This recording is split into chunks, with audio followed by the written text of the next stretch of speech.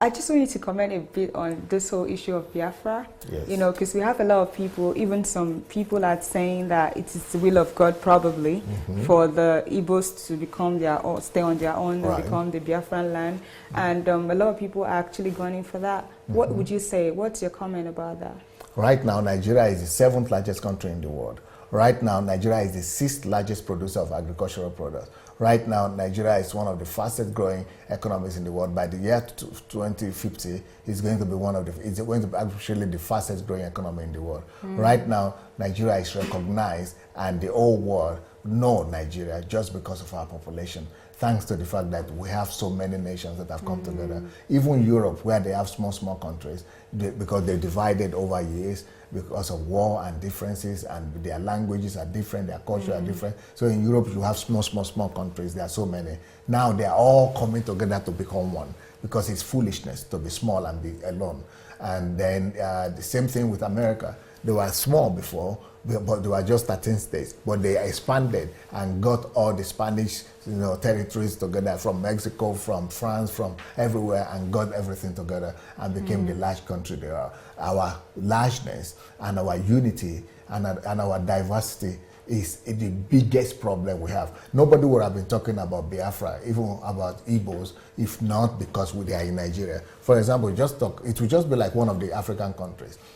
Togo, Cote d'Ivoire, Guinea Conakry, Burkina Faso. It just be one of the small names, just another name added to it. But nobody is talking about it. But when you are vast and big and diverse and 200 million almost like Nigeria, you cannot be neglected. But when you are so small, egoism doesn't enlarge. It kills. It's just like I think it's a form of growth process. When a child is growing, first of all, it depends on his parents, on a mother, to be fed, to be told what to do. Then when he gets to the age of adolescence, he wants to be independent and say, no, I'm now on my own. I know how to do things, but I don't need anybody. I'm the one, I know. But later on, when he gets to maturity and old age, he comes back. He wants the family to be together. He wants to marry. He wants to form a family. He wants to be around people. Then, when at his very old age, all the children are gone. He's now begging them to come back and anything like that. That's just the process of growth.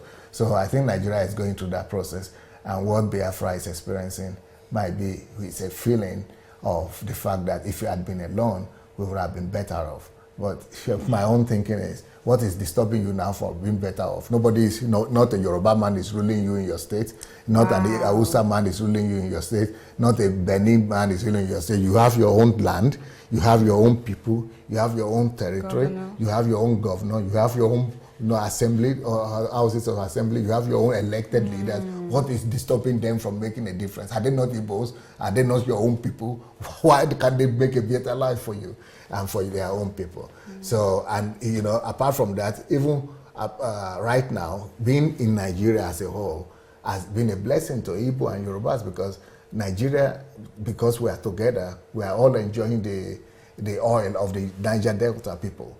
And that oil is being divided by all Nigerians, and some part of it is going to the Biafra people also. But can you imagine the Biafrans alone? They will not get any allocation from the federal government. Right now, even with allocation, some of them cannot pay their salary. They cannot even survive. What about what will happen without allocation? So all of us have been blessed just because we are together. And it's not just because of the oil from Delta. There are other products and other revenue coming from other areas of the country also. And the oil is going to dry up soon, and other things are in other places. And we are still dividing it among ourselves, and it's helping all of us. So I think unity is always better than divisiveness. And then the beauty of diversity, as you just mentioned. I have a whole article about that. A whole article about that. Wow, thank you, Pastor.